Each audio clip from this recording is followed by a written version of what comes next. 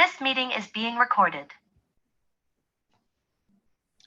Good morning, everyone, and welcome to our Career Spotlight on Careers in Broadcasting and Media. My name is Lisa Kuntz-Samanuk, and I am the Chinook School Division Industry Education Program Facilitator. Are you interested in learning more about video production, commercial photography, editing and animation, storyboarding, or live streaming? Then our guest today will be sure to intrigue you with all the possibilities of a career in broadcasting and media production. On behalf of the Regina Industry Education Council, we are pleased to be able to have Mr. Derek Newstater here with us today to speak to us about his career in broadcasting and media production, while also about his journey from heavy-duty equipment operator to entrepreneur. Before we begin our spotlight today, I would remind students to take a moment following the presentation to complete the brief student survey and be entered into a draw for $50. Your feedback is important in helping us to arrange future spotlights. We will also have some time at the end of the presentation today for you to ask any questions, or you may contact Derek directly. Thank you. For those of you who are just joining us, we are pleased to have Mr. Derek Newstater with us. Derek's love for cinematography began when he was a child, when he would often be found at the motocross track behind his dad's video camera.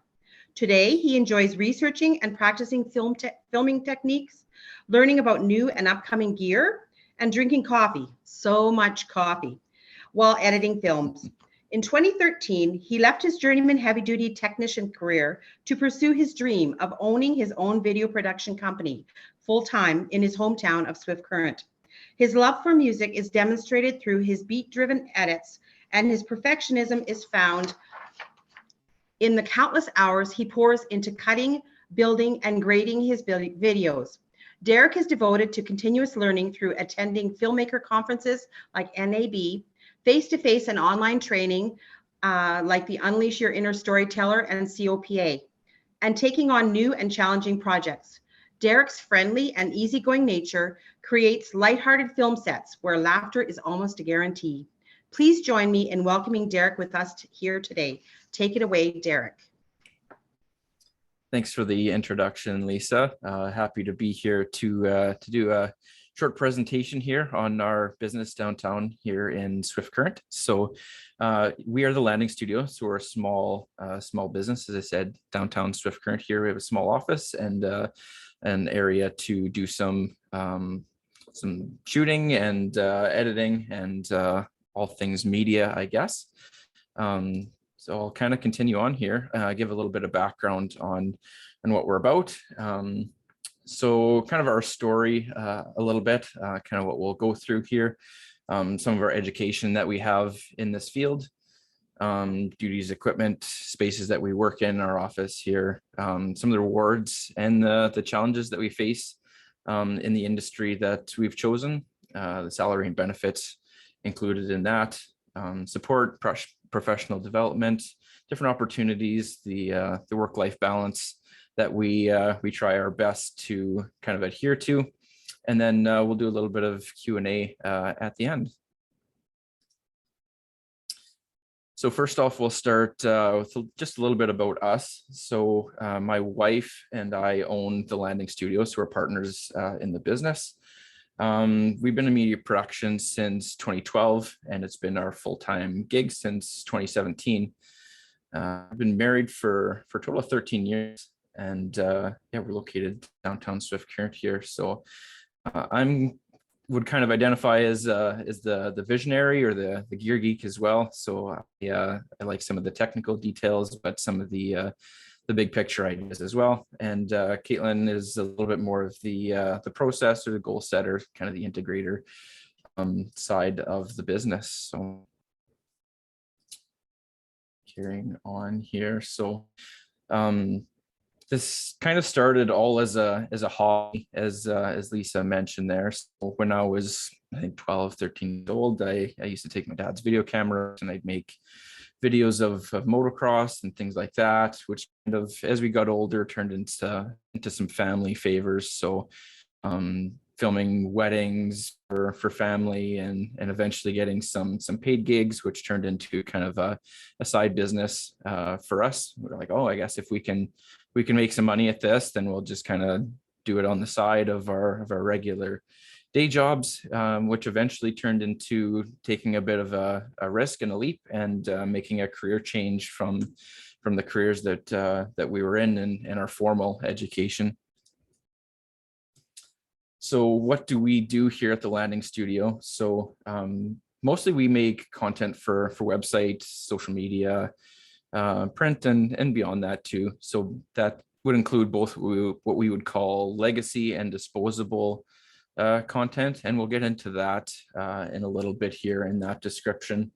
So most of what we do is based on video, and we also do some photo, some animation with logos and in different formats like that.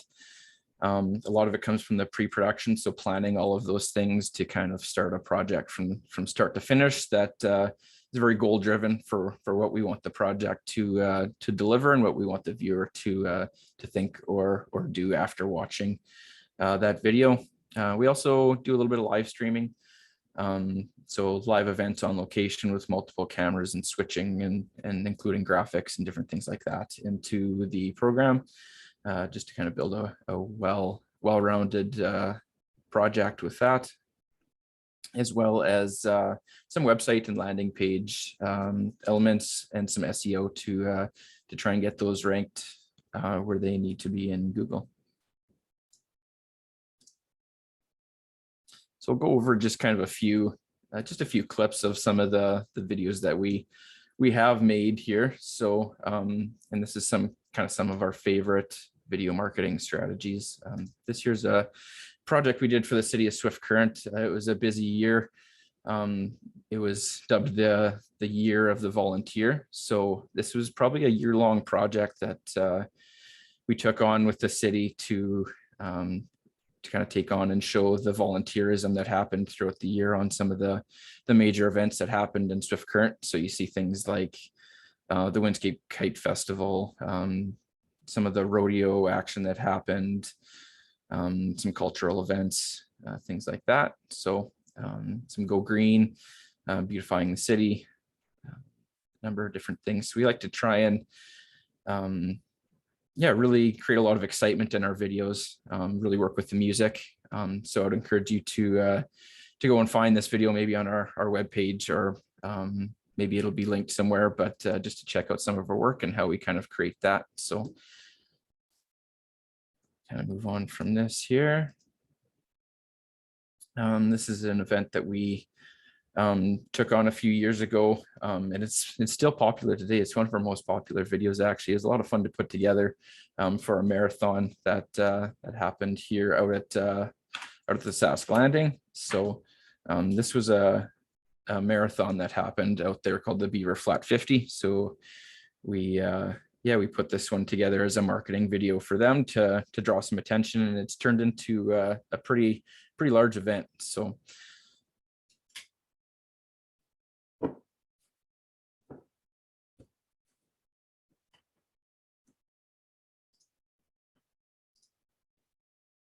on to the next one here. So this is for a restaurant that we did for promoting their services.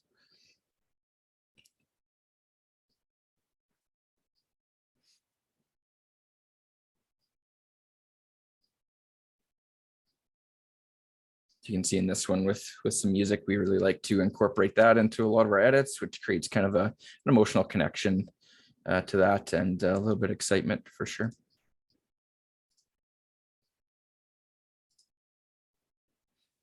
And some animation here as well. So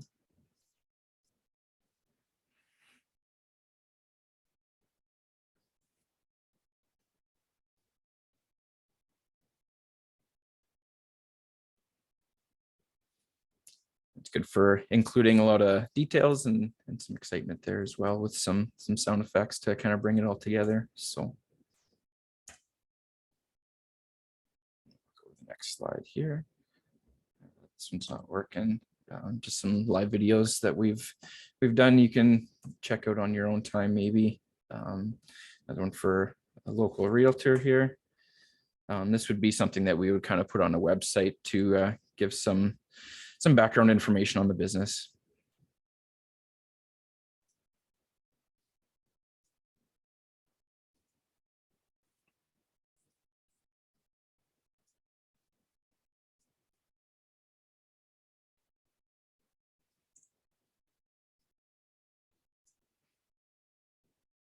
as well as like some client testimonials would be another thing that we would do as well. So it gives some background into what clients are saying about a business, which gives some authority and some confidence in doing business with a certain individual or business.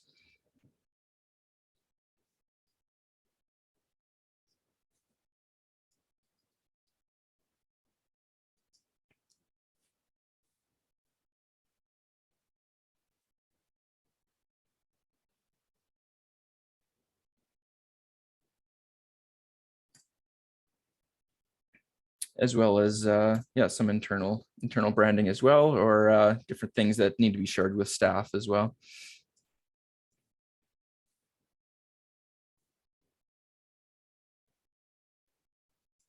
This one was done for COVID health guidelines. So, and we'll continue on from that. So we'll talk a little bit on our education. So I originally started as a heavy equipment mechanic. So in high school, I took a lot of shop classes. That was kind of my main focus, and I thought that's kind of where I was going to end up. So I took a lot of those classes. I eventually took pre-employment at SIAS, what is now SAS Polytech.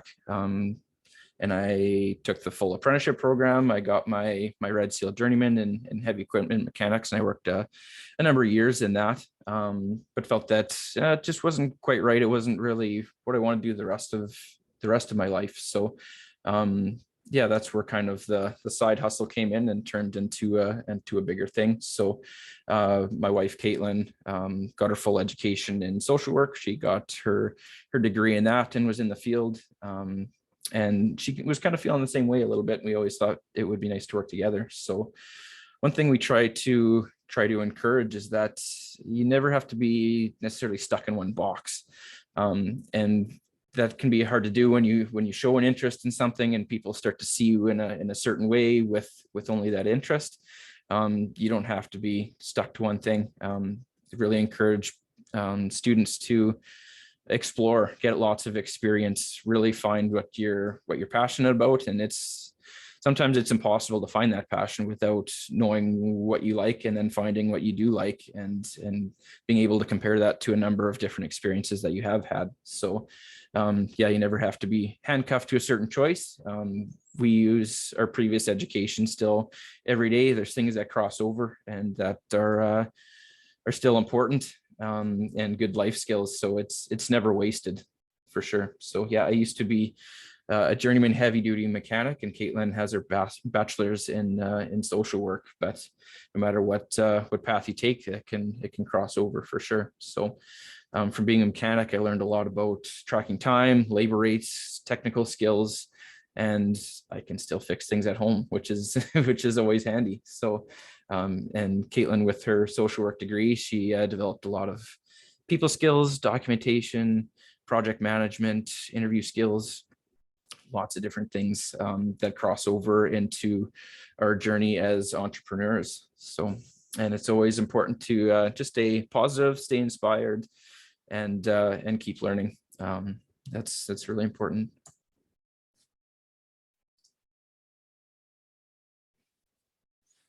So for formal training, for things like being in media and broadcasting, there's things like that you can go into. Informal training, there's lots of virtual online courses from places that you trust. Anything from a week to a year, you can go at your own pace if you're interested in it. It's a good way to get a lot of technical information in a short amount of time without having to float around too much. Kind of an all-in-one spot sort of course is always kind of handy. And it's important to get just hands-on experience too, but also have a little bit of guidance along with that. So with the explosion of video tutorials, there's a lot of free stuff out there, and there's a lot of paid content as well. So there's lots of opportunity to get extensive with it, but it's not necessarily a requirement to have formal training. We have fairly limited formal training, but we had a lot of interest in what we were doing, which was which is good. We were passionate about it. We were excited to learn. It didn't really feel like work, and it still doesn't. So, and that's important too, I think, to enjoy your work. So creativity is a key component that it needs to be nurtured and given an opportunity to flourish, especially in a creative industry. So we often have our own personal passion projects and things like that we try to continue to work on to grow our skills. Yeah, as we get further into our business. So the world is always changing. There's lots to learn, lots to research. New gear, technology moves really fast. So it's a never-ending cycle to kind of keep on the trends and to do your best to learn and educate yourself on that. Things like podcasts and YouTube videos. There's lots of reliable sources out there for whatever industry you're in. So some job descriptions inside of our business currently. So I would be considered like the lead production editor owner. So I do a lot with the cameras, the gear, a lot with consulting, kind of the lead editor, and any ownership duties that would come with running the business side of that. And Caitlin would be more of the project manager, HR, and is also an owner partner in this. So she has a lot of the pre-production and the coordinating, hiring, orientation processes. She really enjoys photography a lot. So she does a lot of the photography and editing side of that, as well as some business owner duties that would come along with that as well. So we kind of split that off and both work on that together. We have a content marketing manager. Her name is Sarah. So she does a lot of our internal and external marketing campaigns. She works on SEO to get client and internal websites kind of where they need to be, as well as some storyboarding and script writing for some of our video projects that require that. So a junior editor or production support, this would be doing some initial edits, kind of doing a first cut on a production shoot, doing some of the initial project setup, and doing some on location photo and video as well. And yeah, we also have an accountant as well that does our books, taxes, payroll, all that kind of stuff. So that's kind of how our positions currently break down inside of the landing studio.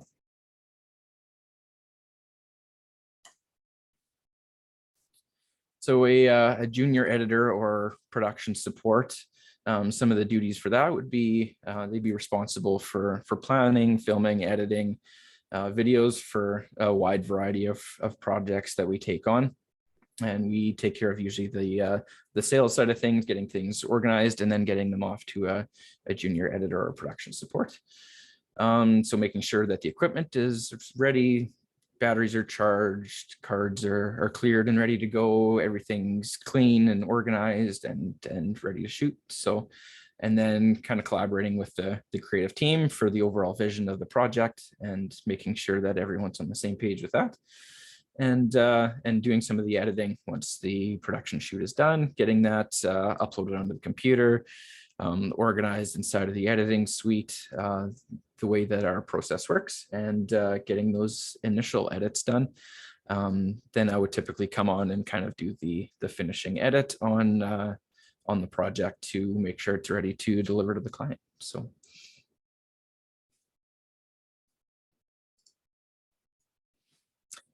So some of the equipment that we use and the spaces we use it in. So for software, we typically use the Adobe Creative Cloud programs. So things like Adobe Premiere, Adobe Lightroom, After Effects, Photoshop, all Adobe software. We typically use Apple products across our computers. So usually MacBooks, we can kind of edit on the fly if we need to, or we can sit down at a desk and edit things in Office as well. So as far as camera equipment, we use usually Canon equipment. So we have cameras like the C70, C100s, 5D Mark IV for the photo and video, as well as supporting gear, memory cards, flashes, lighting, all stuff. We do a little bit of aerial video and photo as well. So we have just a Mavic Mini drone that we use for that when we need to get some aerial support. For lighting, we use Nanlite lights and some audio gear, C-stands, tripods, different support for video and photo. So for our live streaming stuff, we have an ATAM switcher that we use, as well as the cameras to use along with those. And then backdrops, green screens if the project requires that. And yeah, we have some studio space that we can use for those screens and studio kind of setups that you can see on the side, the top one there. That would be a typical setup for an in-studio shoot, or if we wanted a white backdrop, or if we want a green screen, we're going to key that out and have a custom background in there doing some of that studio work. And then in the bottom right, some on location live streaming that we've done as well. So we can set up the cameras right on location and switch the video and get that out to the platform of the client's choosing online for viewers to see there. So just some of the challenges and rewards that we see inside here. Seems to be skipping some here. So yeah, so no 2 days are ever the same, and we kind of like it that way. There's always a new project to work on, new locations to film in, new techniques to practice and learn. Love learning every day, love a variety of work, and we try to keep things pretty lighthearted. And yeah, we have flexible work hours. We enjoy having weekly team meetings where we can discuss different projects and just what everyone's kind of up to. Typically as a video editor, there's some flexibility in those hours to what suits, and then just putting those hours towards the video project and the edit.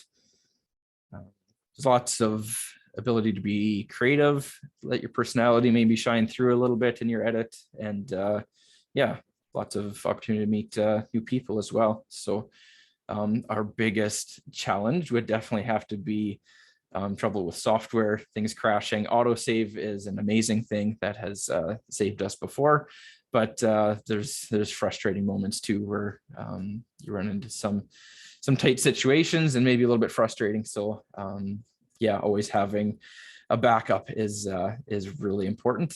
Tight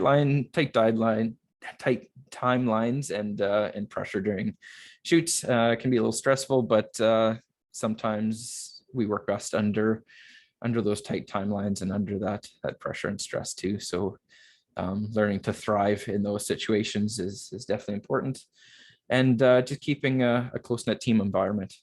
So we like to keep our team close and have fun while we're working together on projects. Some of the salary and benefits that would come along with that. So depending on experience and role responsibility, a junior editor at the landing studio would range in the $16 to $23 an hour range. Marketing manager would be more around the $25 an hour range. So there's some room to grow inside of the company. And yeah, we do offer some flexible work schedule. We do like to interact in office, but there's opportunity to work virtually as well, and we have platforms to communicate to kind of work alongside that. And of course, we believe in having your birthdays off. So yeah, I'd like to stick to that as well, and encourage people to have fun on their birthday. Yeah.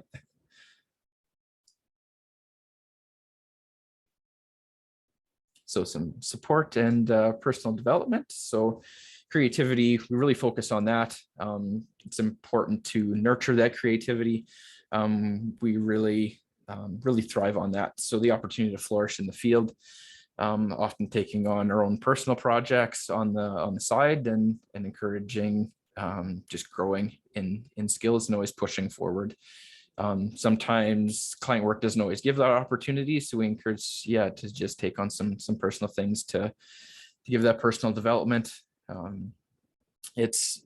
Everything's always changing in this industry, so it's important to take time to watch things that are going on, YouTube, Vimeo, other clients' work, researching new skills and gear, reading books, listening to podcasts, really just keeping your finger on the pulse of the industry is really important for us. So we try to do that and encourage staff to do the same. Personal development's definitely encouraged within the business, and yeah, we like staff to be supported in that. So the CPA, or the Canon Professional Association member, that's what we're involved with in terms of our gear. Our downtown Swift Current business community, Swift Current Chamber, we all plug into these things to kind of connect and yeah, share struggles and successes with other like-minded people within the community, both locally and afar.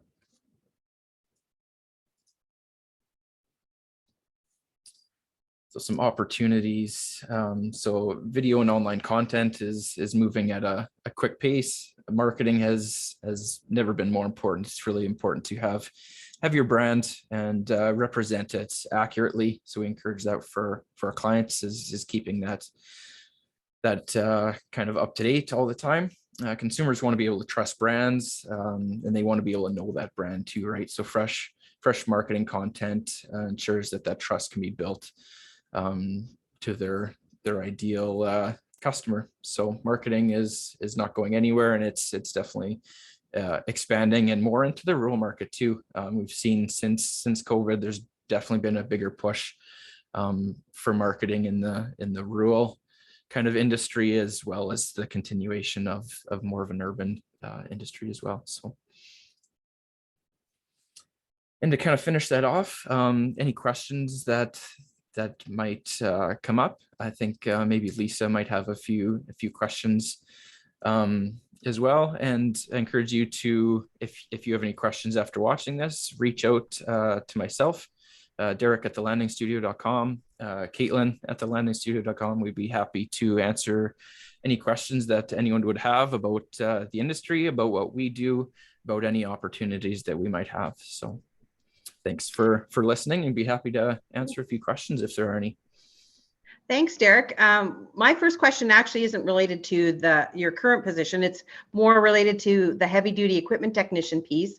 You said that you were a red seal, or you received the red seal, and you stepped away from that career to pursue your career in media production, or your media business. Do you lose the red seal certification, or could you at some point in time pick that up again and maybe do both things if you wanted to? Yeah, so with the red seal, once you have the red seal, like I'll have that for my lifetime. So and that was kind of the idea in getting that too. I guess it was always kind of a bit of a backup plan if I took a risk and something didn't work out. It was something that I could go back to. At this point, I'm deep enough in where I don't think that I would do that, but it was always an option in the first few years as we kind of transition, that if I decided that this wasn't for me, it wasn't working out, entrepreneurship wasn't the direction I wanted to go, it was always something that I could fall back on. And that's why I really pushed to finish that apprenticeship too, because as an apprentice, if you wouldn't get a certain amount of hours, those hours would eventually expire. So I made the push to finish it. Then I could have that to my name and have it in my back pocket if I did ever want to go back to that. So that was kind of the idea behind that.